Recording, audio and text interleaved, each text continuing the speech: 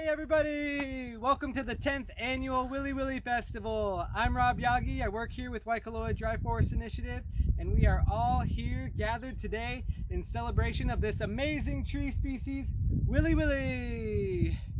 I'm really excited to be able to take you all around on a virtual huaka'i today. We've tried a few of these in the past. Today we have a whole new setup and it's a whole new year. So I'm excited to show you all around different outplanting sites. And we have had about 1.5 inches of rain in the last month. So everything is turning green. It's an amazing time to see the preserve. So let's go check a few things out.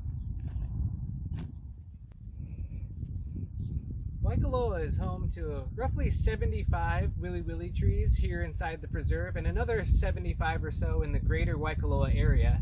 And here we're sitting at the foot of one of my favorite trees in the entire preserve. This windswept Wiliwili is perched on this hillside right at the base of this lava flow going down into this kipuka here. And you can tell if you look up at the tree that it's in the direction of the trade winds, so the winds are blowing in and has this windswept look to it. And this is one of our most epic seed producers. Every year it creates thousands of seeds which make it to maturity and fall down to the soil.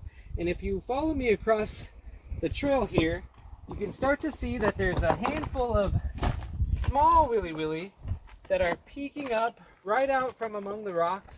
And these are all natural seedlings that have come up from this parent tree. So we have these elder Wiliwili trees that are making flowers, making seeds, and those seeds are falling down to the forest floor. Every winter those seeds germinate, but the problem that we're running into today is that when they are under the pressures of grazing animals or wildfire or these competitive non-native grasses, the seedlings don't have a chance to make it to maturity. So here in the protected space of the preserve, we're free of goats or any grazing animals, so these plants have a chance to grow up and survive. If these were outside of the fence, unfortunately, if they did sprout up and make it through the dense layer of grass, the grazing animals would come by and they would love to eat all of this vegetation that you're seeing and basically chew it down to a stump. And unfortunately, the Wiliwili just don't have the ability to make it after that. So the problem that we're seeing across Wiliwili as an entire species is that we have these older trees that were of substantial size by the time that those grazing animal pressures were introduced. And as they reach the end of their life cycle and die for one reason or another, there's no new generation coming up to replace them. So we have this change in the population dynamic where the older ones are getting less and less, and there are no young, even middle-aged Wiliwili trees kind of coming up to take their place. So now that we have the protected space of the preserve, these trees are more than happy doing their thing on their own. And as the years go on, these seedlings will start to grow up, and eventually they'll become the parent trees when they start to flower and make fruit. So that's pretty exciting to see. That's one of the things that makes me smile out here when I'm working in the forest, is not only can we be successful in the trees that we plant that we'll take a look at in a few minutes, but the forest is regenerating on its own, and that's everything that you would want for. So let's continue down the trail and let's take a look at a few more plant species. Alright, I stopped along the trail here to show you this outplanting site, and this is where we're going to kind of go off the trail and start to look around at some of the plant species that are living in this little kipuka here off of this ridge. And this planting area is 5 acres large, and it's going to be near and dear to my heart because this is the first planting area that I ever took apart when joining Waikoloa Dry Forest. So this one was first cleared in the summer of 2016, and when you look out at the landscape here, it was nothing but grass, just completely inundated with fountain grass and buffalo grass, and you didn't see any of these plants that we're looking at today. So we began by weed whacking all of the grass down, and then that following winter, 2016 going into 2017, I really learned everything that there was to know about having groups come out to the preserve and planting with community volunteers. And when I came and saw what was happening here, I was just to the moon. I really enjoy, you know, getting to know everybody, and I can remember a few little areas where people have planted before from that time. And I'd like to just take us on down into the outplant site and take a look at a few of the plant species.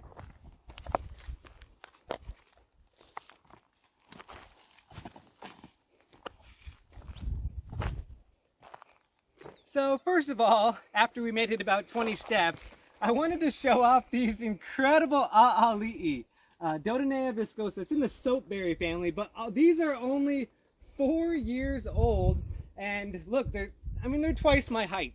So what we call Alii is one of our habitat builders. So this is one of the more common dry forest species. You can always tell it by this kind of lush green leaves, and every once in a while you'll see a leaf that's senescing or drying up, and they have these little red leaves here and there.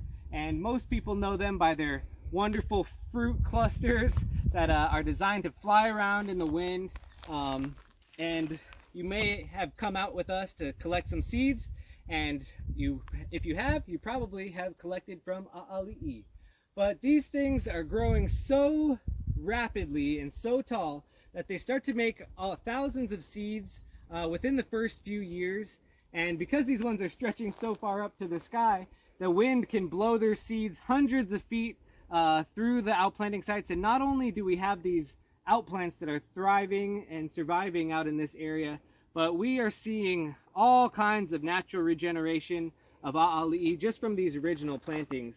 So in some areas, they're starting to carpet the floor, and while we take a few next steps, we'll start to see some of the natural regeneration that's happening in and around these planting areas. So the Alii is not only making a lot of seeds, but it's dropping all kinds of leaf litter. And if you follow me closer, underneath this plant, we're going to start to take a look, and on the surface of the ground here, mixed in with all of the rocks, you see that all of this leaf litter material, all of this great stuff that's happening here. You can make out some of the old leaves. You can even see some old sticks and maybe some old grass in there.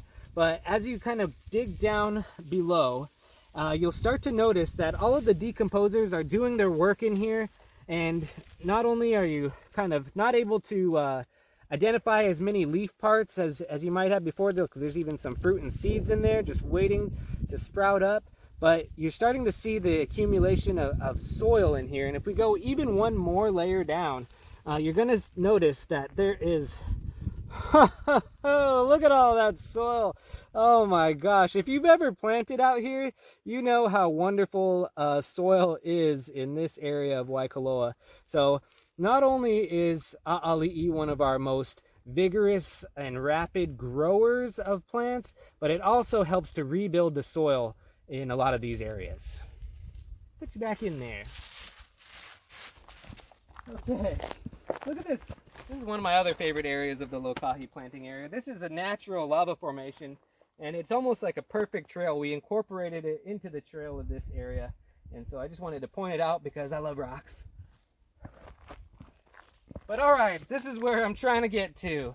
Look at all of this. So I mentioned at the beginning of the trail there that this area was completely covered up with non-native grasses, buffalo grass for the most part. And once we removed that grass, we started to notice that after the first rainfall, the entire area was completely covered with these small Ilima that were starting to sprout up. So we're thankful, and we are able to witness all of these seeds down, living in the soil, and just waiting for the opportunity to sprout up.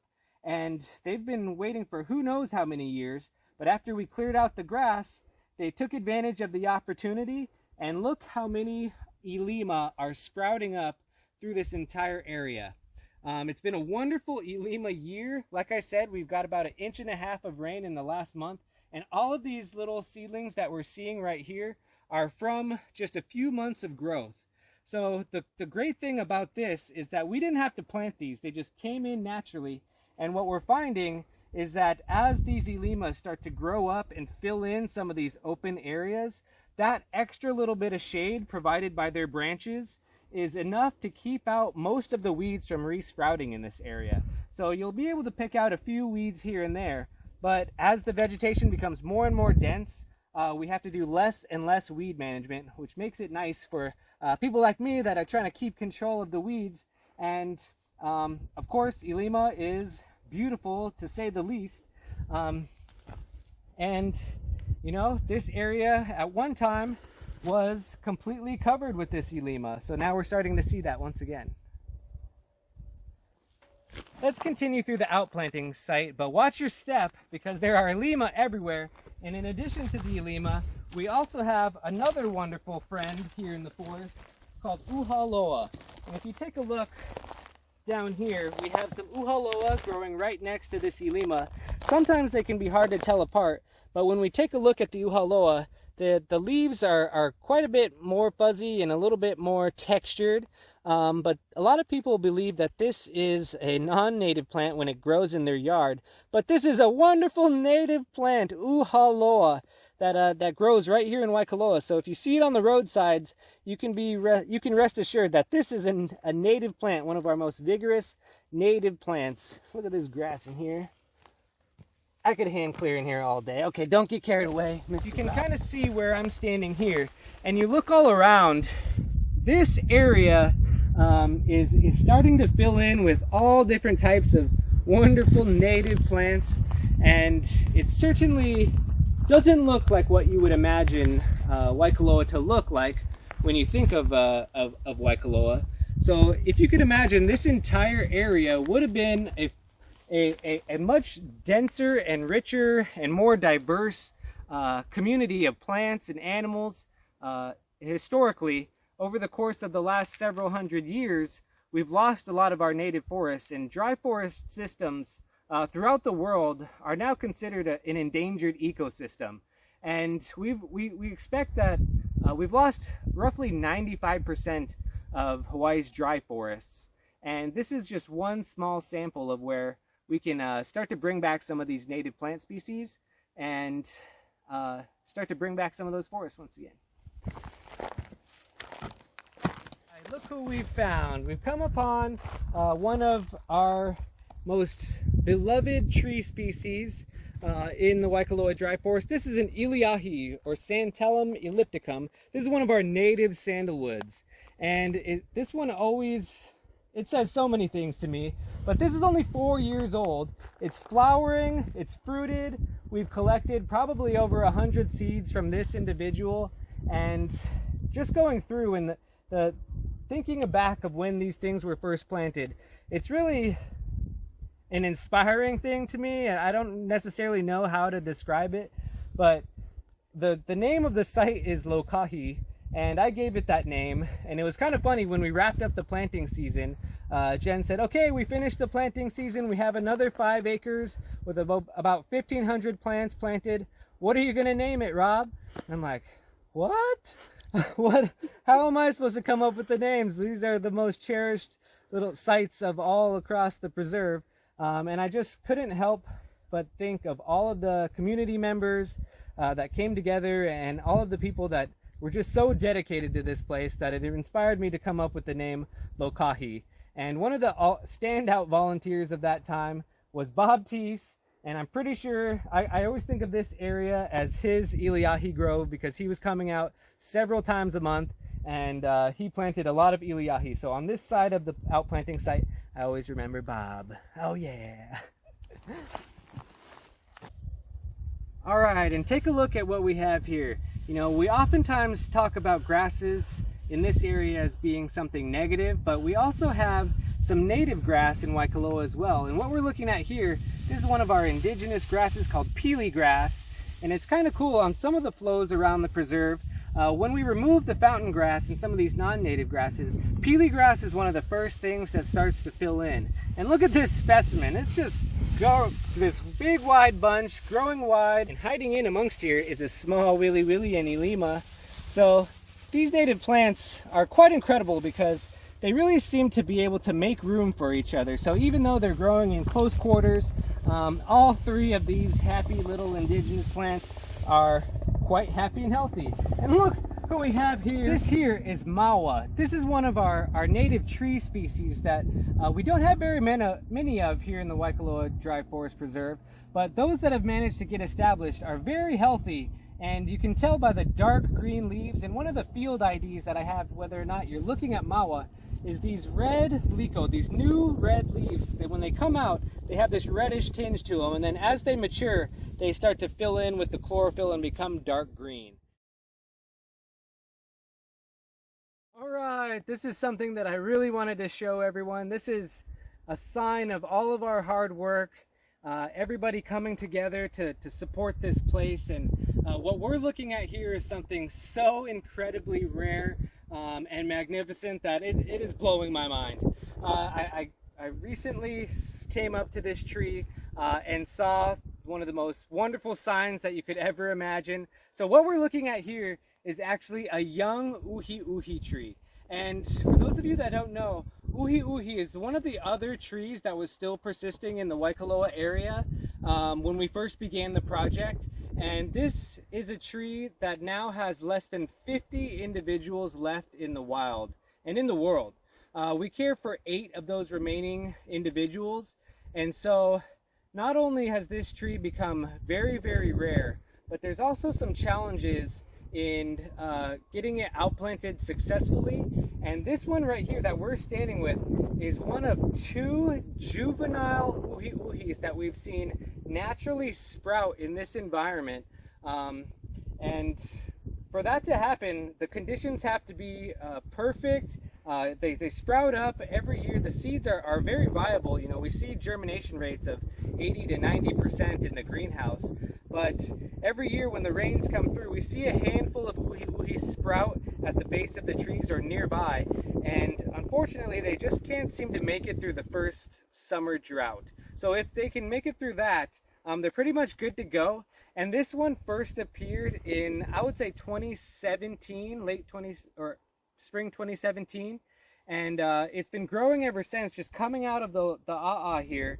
And what I found this morning was truly inspiring, because if you take a close look at what's happening in and amongst these leaves, is that this keiki plant, this wild individual uhi, is finally coming to maturity.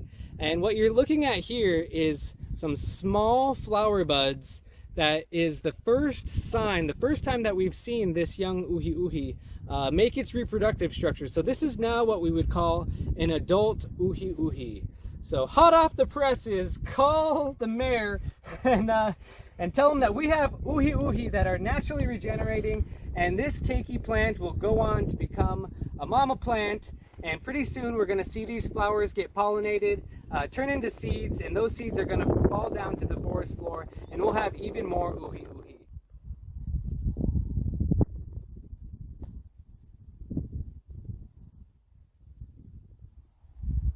Wow, it's just so incredible to be able to sit under the canopy of these elder Wiliwili trees and be able to enjoy the cool temperature, the shade that it provides, and just to be in the presence of something that has been here long before I ever came to the project.